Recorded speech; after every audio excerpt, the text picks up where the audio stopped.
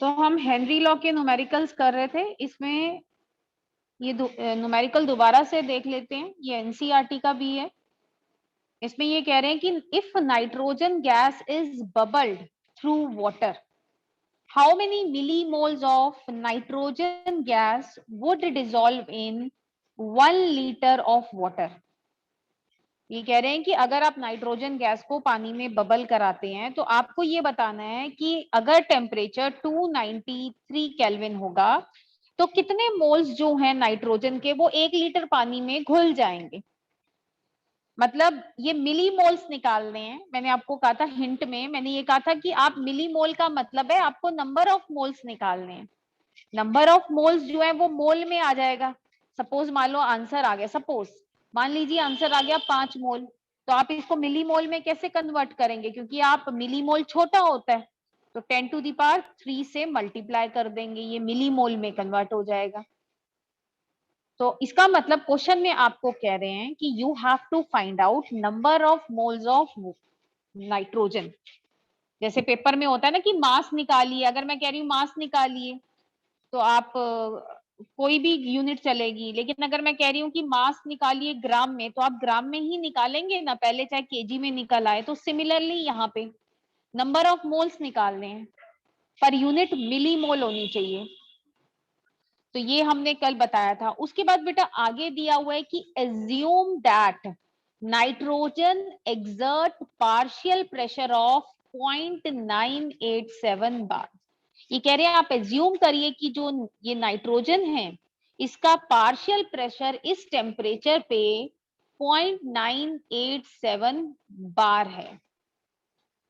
And आपको क्या कहा गया है, you have given that Henry law constant for this nitrogen gas is 76.48 kilo bar. तो जब आप क्वेश्चन पढ़ेंगे तो एक चीज आपको क्लियर हो गई होगी कि भाई ये जो क्वेश्चन है इसमें हेनरी लॉ का फॉर्मूला यूज होने वाला है। क्यों यूज होने वाला है? पहली चीज, हम गैस को वाटर में डिसॉल्व कर रहे हैं, गैस इन लिक्विड। दूसरी चीज, हेनरी लॉ कांस्टेंट का भी मेंशन किया हुआ है, तो मैंने ये बताया था कि ये दोनों चीजें यूज होंगी। कई बार अगर मान लो हेनरी लॉ नहीं वर्ड लिखा होता तो इट मींस अगर नाइट्रोजन को you are dissolving in water, मतलब आप गैस को पानी में लिक्विड में डिसॉल्व कर रहे हैं, so it means Henry law will be applicable. और मैंने एक चीज और आपको बताई थी हिंट के लिए, शुरू में बताया था, मैंने ये कहा था कि जब आप के पास 1 लीटर पानी होता है, 1 लीटर पानी का मतलब हो गया 1000 ml वाटर, और 1000 ml वाटर का आप मास निकाल सकते हैं by using formula of density. तो डेंसिटी पानी की मैंने कहा था 1 लेके चलिए, डेंसिटी होती है mass of water divide by its volume. तो आपको ये पता है कि ये जो वॉल्यूम है ये 1000 दिया हुआ है, डेंसिटी मैंने आपको बोला है 1 मान के चलिए, तो आपका ये जो मास आ जाएगा it will be equal to 1000 gram. तो आपको पता लग गया 1 लीटर जो पानी होता है उसका वजन 1000 ग्राम होता है, और उसके नंबर ऑफ मोल्स कैसे निकालेंगे, mass by molar mass of water. तो मास कितना है 1000 डिवाइड बाय पानी का मोलर मास कितना होता है 18, तो आपका आंसर आएगा 55.5 मोल। तो ये चीजें आपको हमेशा ध्यान रहनी चाहिए। मैं ये नहीं कह रही हूँ रट्टा लगाना है, इसको ध्यान में रखना है कि whenever you are doing a question और उसमें 1 लीटर पानी की बात की गई है, तो 1 लीटर पानी की जो डेंसिटी, आपकी पानी की डेंसिटी 1 लेके चलेंगे और उस हिसाब से जो मास आ जाएगा वो भी आपका 1000 ग्राम आ जाएगा, और नंबर ऑफ मोल्स है 55.5 मोल आएंगे। किसी क्वेश्चन में ये चीज यूज होती है, किसी में नहीं होती है, चलो क्या पता इसमें यूज हो जाए, पर ये ध्यान रखनी है। अब बेटा अब हम क्या करेंगे, we will write the given, जो गिवन दिया हुआ है, we have given the partial pressure of nitrogen. Partial pressure nitrogen का हमें दिया हुआ है 0.987 बार, और हमें हेनरी कांस्टेंट भी दिया हुआ है, बट उसकी यूनिट किलो बार है। मैंने आपको ये कहा था कि जो प्रेशर है और जो हेनरी लॉ है उसकी जो कांस्टेंट है उसकी जो यूनिट होनी चाहिए वो एक तरह से सिंक्रोनाइजेशन में होनी चाहिए, मतलब सेम यूनिट होनी चाहिए। जैसे यहाँ पे कैपिटल के यूज हो रहा है तो दोनों की यूनिट या तो बार होनी चाहिए, या दोनों की किलो बार होनी चाहिए, या कोई और यूनिट, सपोज दोनों की एटमॉस्फेयर होनी चाहिए, या दोनों की ही मतलब सेम यूनिट होनी चाहिए इस वाले केस में। फिर हम क्या करेंगे, फॉर्मूला लिख लेंगे। अभी हमें नहीं पता कि क्या करने वाले हैं, लेकिन जब आप फॉर्मूला लिखेंगे यू विल फाइंड आउट कि इसमें पार्शियल प्रेशर दिया हुआ है, हेनरीज लॉ कांस्टेंट भी दिया हुआ है। तो इट मींस आप इस फॉर्मूला से क्या निकाल पाएंगे, you will able to find out mole fraction of nitrogen. आप नाइट्रोजन का मोल फ्रैक्शन निकालेंगे, it will come out to be 1.29 into 10 to the power -5। लेकिन अगर आप ध्यान दें, क्वेश्चन में हमें बोला था कि नंबर ऑफ मोल्स निकालिए, लेकिन आप देखिए कंसेप्ट क्लियर होगा तो आपके दिमाग में उसी टाइम आएगा कि नंबर ऑफ मोल्स, ये जो मोल फ्रैक्शन है इसमें आते हैं number of moles. Number of moles of nitrogen is equal to mole fraction of nitrogen is equal to number of moles of nitrogen divide by sum of number of moles of all the components। तो यहाँ पे तो दो ही component है, nitrogen और water, तो ये हमें पता लग गया। अब हम इसको बेटा, अब यहाँ पे आप देखेंगे वाटर के नंबर ऑफ मोल्स कितने होंगे। अभी मैंने आपको बताया, क्योंकि क्वेश्चन में it is mention that we have 1 litre of water, तो 1 लीटर में कितने नंबर ऑफ मोल्स होते हैं, 55.5 मोल। तो आप इसमें वैल्यू पुट कर दीजिए, आपका जो है ना, मतलब क्योंकि ये आपको निकालना है, ये वैल्यू पुट कर दीजिए तो एक ही वेरिएबल रह जाएगा, तो आप का आंसर आ जाएगा। बट अगर आप कैलकुलेशन को सिंप्लीफाई करना चाहते हैं तो ये ध्यान रखिए, ये जो क्योंकि इस सोल्यूशन में दो कंपोनेंट हैं, एक गैस है नाइट्रोजन, दूसरा पानी है। अब आपको पता है दोनों के जो मोल फ्रैक्शन होता है उसका जो सम होता है नाइट्रोजन और वाटर का, ये किसके बराबर होता है, 1 के बराबर। अब आप ये देखिए, ये जो नाइट्रोजन है इसके नंबर ऑफ मोल्स कितने कम आए हैं compare to that of water. तो इसका मतलब जो आपकी नाइट्रोजन गैस होगी उसका अमाउंट जो होगा पानी के मुकाबले बहुत कम होगा। तो हम कैलकुलेशन को सिंप्लीफाई करने के लिए ये जो डिनोमिनेटर है, डिनोमिनेटर में ये जो आपके नाइट्रोजन के मोल्स हैं इनको इग्नोर कर सकते हैं, बिकॉज वाटर के मोल्स जो हैं they are very very greater than that of nitrogen, तो वी कैन इग्नोर। तो उससे क्या होगा, हमारी जो कैलकुलेशन होगी इट गेट सिंप्लीफाइड। तो हमारे इससे नाइट्रोजन के आप जब वैल्यू पुट करेंगे, ये देखिए हमने करा, इग्नोर कर कर हमने फिर वैल्यू पुट कर दी वाटर के नंबर ऑफ मोल्स की, और देन उसके बाद नंबर ऑफ मोल्स हमारा आंसर आ गया मोल में 71.595 into 10 to the power -5 mole. But हमें क्वेश्चन में मोल में नहीं चाहिए, मिली मोल में चाहिए। तो मेरे पास ये जो आंसर आया इसे मैंने, क्योंकि मोल मोल बड़ा होता है, मिली मोल छोटा होता है, तो हम मल्टीप्लाई करते हैं, उसे बढ़ाते हैं, 10 टू दी पावर 3 से मल्टीप्लाई कर दिया। अगर मान लो मिली मोल को कन्वर्ट करना होता तो फिर हम डिवाइड करते 10 टू दी पावर 3 से, है ना। तो ये हमारा आंसर आ गया मिली मोल में। और बाकी आप अपने हिसाब से कैलकुलेशन को जितना सिंप्लीफाई करना चाहें आपकी मर्जी है, ये बड़ा सिंपल सा तरीका है, ठीक है। ये समझ आ गया। Yes ma'am. हाँ, now Yes, we ma'am. Will move to next question. Next question ये आई थिंक ये तो कर लिया था हमने, इसमें मैंने आपको बताया था कि सिंपल फॉर्मूला यूज होगा, but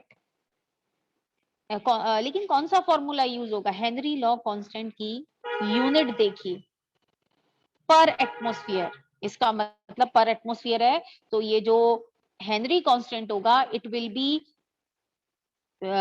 be placed with pressure, है ना। तो ये फॉर्मूला यूज होगा, ये मैंने कहा था आप खुद करेंगे, ठीक है। अब नेक्स्ट आता है बेटा ये क्वेश्चन, एक मिनट, हाँ ये वाला, ये जो क्वेश्चन है ये मैं शुरू में जब आपको करवाया था एक मैंने फॉर्मूला बताया था मास वाला। वैसे तो इस क्वेश्चन को आप कई और मेथड से भी कर सकते हैं, लेकिन आप इस सिंपल मेथड से भी कर सकते हैं। मैं ये नहीं कह रही हूँ कि आप जिस मेथड से करेंगे वो गलत होगा, अगर वो टेक्निकली सही है मेथड, हम इस वाले मेथड से भी कर लेते हैं।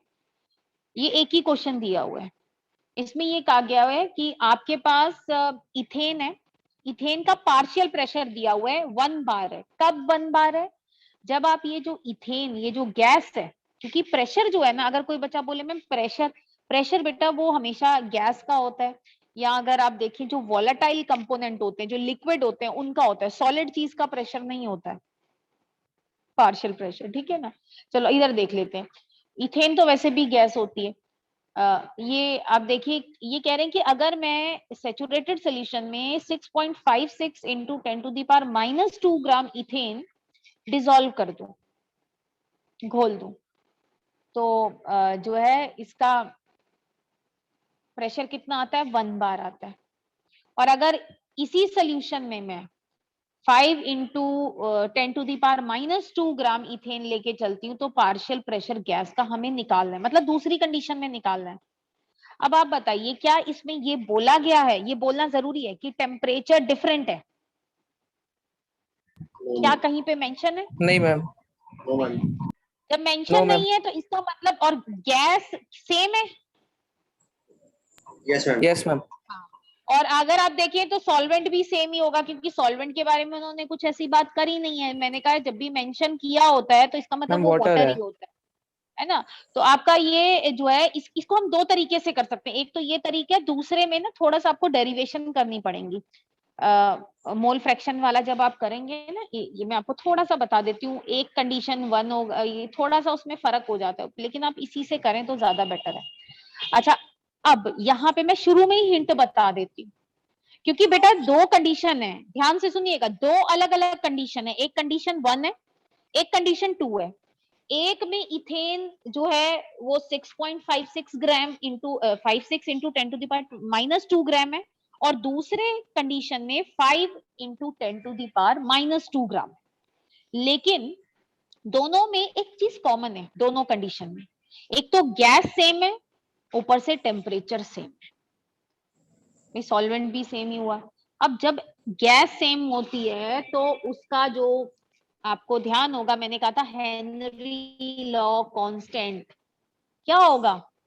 सेम होगा। सेम होगा। मतलब आप एक जगह का दूसरी जगह यूज कर सकते हैं, ठीक है। और अगर मैं आपको ध्यान होगा, मैंने आपको एक मास वाला फॉर्मूला बताया था, m is equal to KH। यहाँ पे K की यूनिट का फर्क आ जाता है, थोड़ा सा, थोड़ी सी वैल्यू भी, इनटू पार्शियल प्रेशर, ये बताया था ना आपको,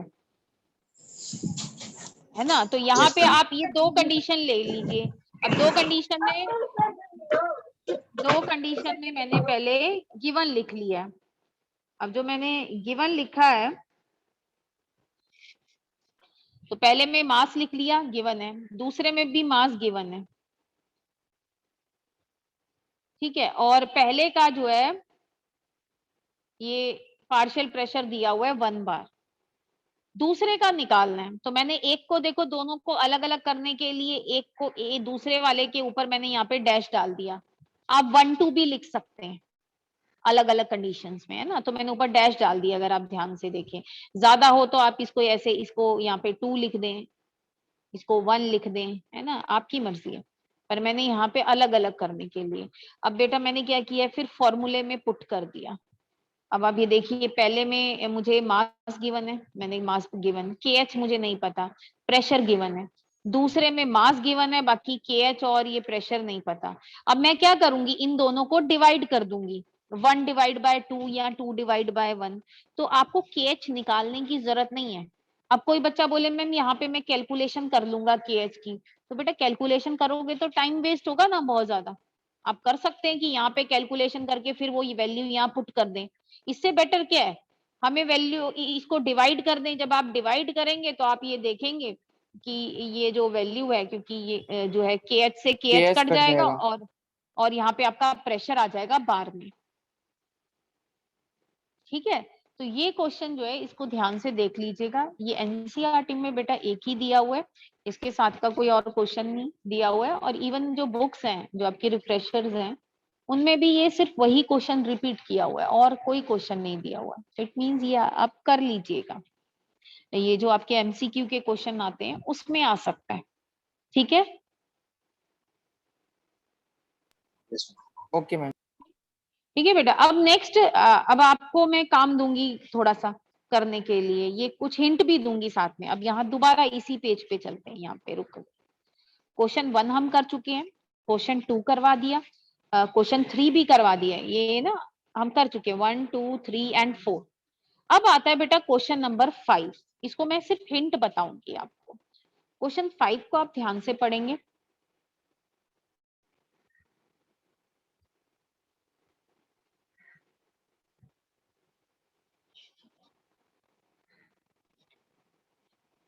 इसको अच्छे से पढ़ लेंगे।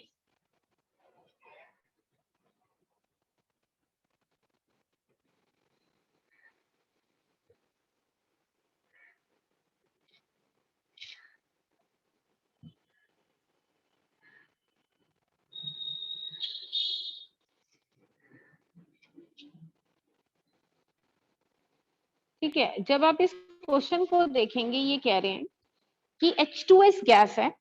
अच्छा एक चीज और, ये STP जहां भी आपको देखने को मिले, स्टैंडर्ड टेम्परेचर प्रेशर, तो इसमें आप जो अपना प्रेशर है उसको 1 बार लेके चलेंगे। कुछ बच्चे 1 एटमॉस्फेयर भी लेके चलते हैं, तो कोई दिक्कत नहीं है, वो भी चलेगा, 1 बार लेके चल सकते हैं आप, ठीक है ना। मैम जो केएच की यूनिट है वही ले लेंगे। हाँ वही ले लेंगे। नॉर्मली देखो 1 हम बार में ही लेके चलते हैं, तो फिर भी क्योंकि मैंने आपको बताया होगा कुछ पुरानी कन्वेंशन थी, 10 वो शायद 11th में बताया था कि फिर उसमें 1 एटमॉस्फेयर लेके चलते थे, है ना, जहाँ पे फिर 1 बार हो गया। तो आप जो आपको वैसे 1 एटमॉस्फेयर भी लेके चल सकते हैं दैट, और 1 बार भी, पर नॉर्मली जो है वो ज्यादातर लोग 1 एटमॉस्फेयर लेके चलते हैं ना। दोनों में वो मैं आपको बता दूंगी दोबारा से। अच्छा ये देखिए, ये कह रहे हैं एक गैस है, आपको उसकी सॉल्युबिलिटी निकालनी है जब आपका एसटीपी एट एसटीपी। अब और उसकी जो सॉल्युबिलिटी निकालनी नहीं है, सॉरी, उसकी सॉल्युबिलिटी दी हुई है 0.195 मोलार, ये सॉरी मोलाल, 0.195 स्मॉल एम है ना, तो दिस इज मोलाल, मोलालिटी दी हुई है। आपको हेनरी लॉ कांस्टेंट निकालना है। अब आप ये कहेंगे भी इसमें मुझे समझ नहीं आ रहा कैसे निकालूंगा हेनरी लॉ कांस्टेंट, तो बेटा आप क्या करें, हेनरी लॉ के लिए जो फॉर्मूला है वो लिख लें। आपको पता है जो फॉर्मूला होता है नॉर्मली क्या होता है, प्रेशर, क्योंकि जो नॉर्मल वाला फॉर्मूला होता है, pressure of H2S is equal to Henry law constant into mole fraction of H2S। अब बेटा अगर आपको, अब आप यहीं पे सोचेंगे, अगर आपको ये KH निकालना है तो आपको क्या पता होना चाहिए, पार्शियल प्रेशर पता होना चाहिए। और पार्शियल यस मैम। प्रेशर के लिए यहाँ पे क्या यस दिया मैम। हुआ है, STP, स्टैंडर्ड टेम्परेचर प्रेशर, तो आप वो लेके चल लेंगे प्रेशर। अब बारी आती है यहाँ पे H2S की, मोल फ्रैक्शन निकालना है, तो मोल फ्रैक्शन अब कैसे निकलेगा, सोचो कैसे निकलता है, नंबर ऑफ मोल से। यस नंबर ऑफ मोल्स के लिए मास बाय मोलर मास पता होना चाहिए। पर यहाँ पे अगर आप देखो मोलैरिट, ये आपका मोलैलिटी दी हुई है, इसको अभी मैं हिंट में मैं बताती हूँ, मैं पीछे दिया हुआ है हिंट, ये देखिए मैंने कहा एसटीपी आपको टेम्परेचर 0 डिग्री सेल्सियस, प्रेशर 1 बार, और मतलब यहाँ कह दें 10⁵ पास्कल। और वो मैंने आपको समझा दिया कि भाई आपको क्या निकालना है बेटा, आपको ये वाला फॉर्मूला यूज करना है, P is equal to KH and mole fraction of H2S, यहाँ पे H2S भी लिख सकते हैं इधर। तो KH निकालने के लिए प्रेशर, प्रेशर आपको पता लग गया कितना है, 1 बार है ना। अब बारी आती है कि आपको ये मोल फ्रैक्शन पता होना चाहिए। अब मोल फ्रैक्शन का बेटा अगर हम देखें फॉर्मूला होता है number of moles of H2S divide by number of moles of H2S plus water, तो ये कंसंट्रेशन है एक तरह की। तो क्वेश्चन में फिर पढ़ो क्या दिया हुआ है, ये आपको दिया हुआ है मोलैलिटी, और आपको मैंने शुरू में ही बताया था इस मोलैलिटी का मतलब होता है number of moles of solute in 1 kg of solvent, या 1 kg कह दो या 1000 ग्राम कह दो। तो इसका मतलब number of moles of H2S कितना हुआ, 0.195 0.195 मोल। और पानी कितना हुआ, सॉल्वेंट कितना हुआ, 1000 ग्राम, और पानी के 1000 ग्राम में कितने मोल्स होते हैं, मास बाय मोलर मास कर दो, 55.5 मोल। है ना। तो इसका मतलब आपको मोल फ्रैक्शन निकालने के लिए H2S के मोल भी पता है और पानी के भी पता है, तो वैल्यू पुट कर देंगे और आपका ये मोल फ्रैक्शन निकल आएगा। इसी को आप फॉर्मूले में पुट करेंगे, then you will find out Henry law constant. समझ आ गया? Yes ma'am. Yes ma'am.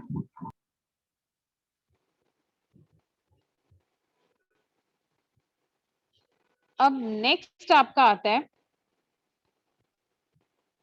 ये question number 6।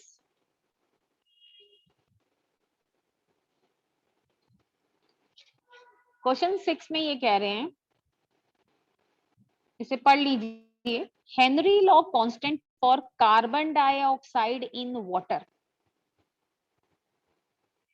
Is 1.67 into 10 to the power 8 pascal. तो ये हेनरी लॉ कांस्टेंट दिया हुआ है, पास्कल वाला मतलब कैपिटल KH दिया हुआ है, टेम्परेचर भी दिया हुआ है 298 केल्विन।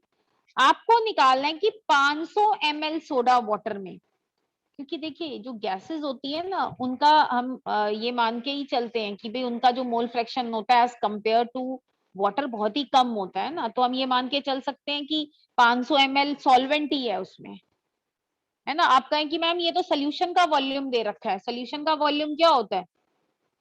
आपका सॉल्वेंट का वॉल्यूम प्लस प्लस जो गैस है। तो गैस का तो अमाउंट बहुत ही कम है, तो हम इसको बराबर लिख सकते हैं ना। तो हम ये कह सकते हैं पानी कितना हो गया 500 ml। पानी कितना हो गया 500 ml।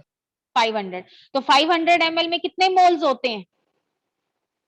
डिवाइड बाय 1 लीटर, हाँ 55.5 हाँ, 55.5 डिवाइड बाय 2। 1 लीटर में 55.5 होते हैं, तो 500 में कितने होंगे? यहाँ पे ऐसे लिख सकते हैं 500 डिवाइड बाय 18। मास होता है ना, mass divide by molar mass. चलो आगे देखते हैं। इन्होंने प्रेशर भी दे रखा है, एटमॉस्फेयर में दे रखा है। अब हमें क्या निकालनी है? क्वांटिटी निकालनी है। क्वांटिटी का मतलब बेटा कुछ भी हो सकता है, आप चाहे मोल में निकाल लीजिए, चाहे ग्राम में निकाल लीजिए।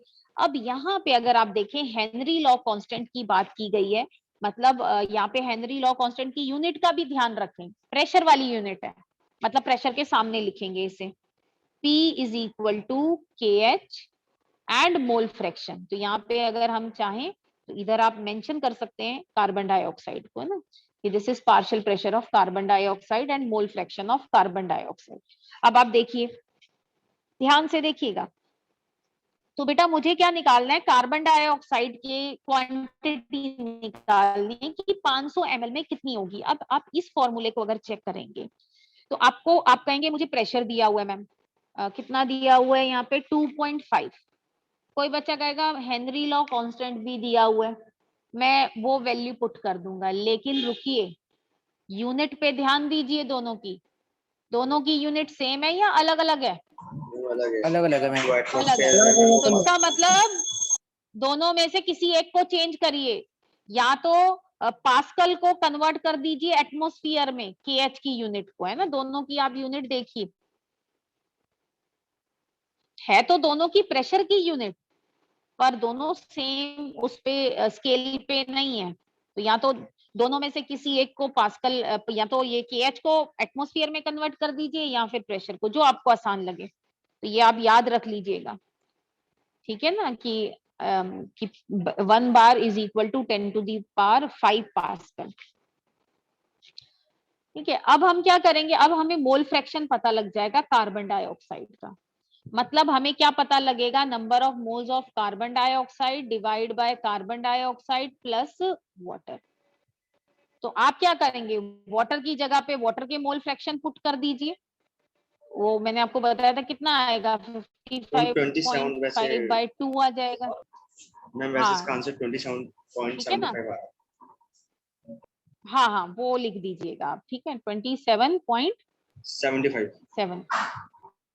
हाँ 0.75 बोलते हैं, 75 नहीं बोलते पॉइंट्स के बाद वाले में, ठीक है। पूरे एक एक वर्ड बोलते हैं, ये नहीं बोलते, इसको ऐसे नहीं बोलते 27.75, नहीं 0.75। अच्छा अब ये देखिए, इसको हम इग्नोर भी कर सकते हैं कैलकुलेशन को सिंपल करने के लिए, और आपको नंबर ऑफ मोल्स क्या पता लग जाएंगे कार्बन डाइऑक्साइड के। किसमें? 500 ml सोडा वाटर में। अब ये देखो नंबर ऑफ मोल्स हमने निकाले, ये इन्होंने मिलीमोल में निकाल दिया है, लेकिन हमें क्वेश्चन में नहीं बोला है मिलीमोल में निकालने के लिए, तो हम इसको एज इट इज मोल पे छोड़ सकते हैं, तो हमें ये मिलीमोल निकालने की जरूरत नहीं है। ठीक है बेटा। देन नेक्स्ट आता है, ये कोई बच्चा कहे कि मैम ये ग्राम में कैसे निकालेंगे, तो बेटा नंबर ऑफ मोल्स क्या होते हैं, मास बाय मोलर मास। तो कार्बन डाइऑक्साइड का अगर आप मास पुट कर देंगे, नंबर ऑफ मोल्स आपने निकाल लिए तो आप मास निकाल सकते हैं। बट क्वेश्चन में नहीं बोला गया है कि आपने आंसर ग्राम में निकालना है, तो आप अगर नंबर ऑफ मोल्स तक ही छोड़ देते हैं तब आपका ठीक है, आप ग्राम में भी निकाल देते हैं तो भी गलत नहीं है। पर ये ध्यान रखना है, मैं ये इसलिए लिखा है ताकि ये जो है आपको ये समझ में आए कि अगर ग्राम में भी पूछा होता तब भी हम नंबर ऑफ मोल्स निकाल कर मास बाय मोलर मास के फॉर्मूला से हम जो है ये मास निकाल लेते हैं। ठीक है। अब यस मैम। हाँ, अब नेक्स्ट आता है, ये लास्ट क्वेश्चन आता है, क्वेश्चन नंबर 7। तो यहाँ पे अगर आप देखें मैंने हिंट में ये दिया भी हुआ है, तो आप इसको अच्छे से जो है देख लीजिएगा। ठीक है। देन नेक्स्ट आता है आपका क्वेश्चन नंबर 7, इसको पढ़ लीजिएगा। इसको जब आप पढ़ेंगे तो आप कहेंगे कि आपको हेनरी लॉ दिया हुआ है, ऑक्सीजन को पानी में डिसॉल्व किया हुआ है 25 डिग्री सेल्सियस, पार्शियल प्रेशर भी दिया हुआ है ऑक्सीजन का, आपको कंसंट्रेशन निकालनी है मोल पर लीटर में, मतलब आपको निकालना है इन वाटर, इसमें इन वाटर बोला है, मतलब आपको निकालना है 1 लीटर पानी में कितना ऑक्सीजन होगा, मोल्स में निकालना है। तो आप ये हाँ, मतलब मोलैलिटी नहीं निकालनी, इन्होंने कहा ऑक्सीजन निकालना है पानी में, मतलब पानी का वॉल्यूम कितना दिया हुआ है इन्होंने, 1 लीटर दिया हुआ है ना, तो मोल पर लीटर में निकालना है, मोलैलिटी नहीं निकालनी, मोलैलिटी में तो वॉल्यूम ऑफ सोल्यूशन यूज होता है ना नीचे। मोलैरिटी। ये मैं आपको बोल रही हूँ, मोलैरिटी नहीं है ये, इन्होंने बोला है कि यूनिट मोल पर लीटर, लेकिन से देखिए कौन मोल per litre, oxygen in water. आप ये हाँ ये भी कह सकते हैं कि हमने मोलैरिटी निकालनी है, लेकिन अगर हम सोल्यूशन के वॉल्यूम की बात करें तो हम वो वाटर के बराबर ही एज्यूम करेंगे। क्यों? क्योंकि भाई ऑक्सीजन जो है, जो गैस है, उसका वॉल्यूम क्या है, बहुत ही कम होता है ना। हाँ, कम होता है। तो बाकी आप अगर अगर आप वो चीज नहीं भी सोचते, अगर आपके दिमाग में बेटा मोलैरिटी वर्ड नहीं भी आता, तो आप ये देखिए, आपका मोल फ्रैक्शन निकल आएगा, सपोज मोल फ्रैक्शन निकल आएगा ऑक्सीजन का, है ना, फॉर्मूला से। तो आप यहाँ पे, क्योंकि इन्होंने बोला है कि इन वाटर निकालिए लीटर, तो वाटर वॉल्यूम को कितना लेके 1 लीटर, 1 लीटर मतलब 55 मोल। हाँ, तो आप यहाँ पे ऑक्सीजन के आपके मोल्स आ जाएंगे, जो भी आंसर आएगा तो आप नीचे एक लाइन और ऐड कर देंगे कि ऊपर आंसर में आ जाएगा, नीचे एक और ऐड कर देंगे, देयरफॉर जो mole number of moles of oxygen in 1 litre of water is 2.55 into 10⁻⁻⁴ mole per litre या कैपिटल M। ठीक है। अगर मान लो कुछ को नहीं ध्यान आता मोलैरिटी का, तो आप जो है यहाँ पे देखिए नंबर ऑफ मोल्स निकाल लीजिए 1 लीटर वाटर में, that will be equal to its जो है concentration in mole per litre. ठीक है। तो ये जो था हमारा हेनरी लॉ कांस्टेंट था। अब अगली क्लास में हम जो है रॉल्ट्स लॉ स्टार्ट करेंगे।